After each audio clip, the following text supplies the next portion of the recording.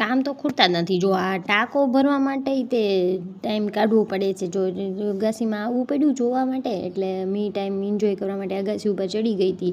અને બધું આમ તેમ વિચાર આવતા હતા કે શું કરવું ને કેટલી બધી જવાબદારીઓ છે, પહેલાં કેટલું એન્જોય કરતી ને વગેરે વગેરે.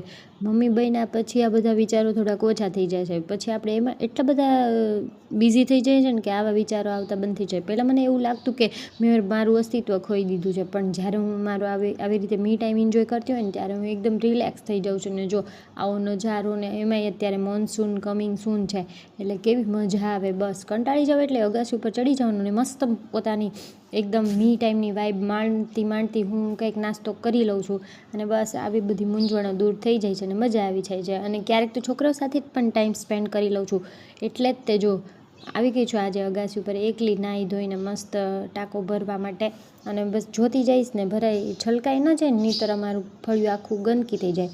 અને આવા મારા બકવાસ અને અમેઝિંગ વિડીયો જોવા માટે મારી ચેનલને સબસ્ક્રાઈબ કરો, લાઈક કરો, શેર કરો એન્ડ કોમેન્ટ કરવાનું ભૂલશો નહીં. તમે શું અનુભવી રહ્યા છો? તમારું માતૃત્વ કેવું છે?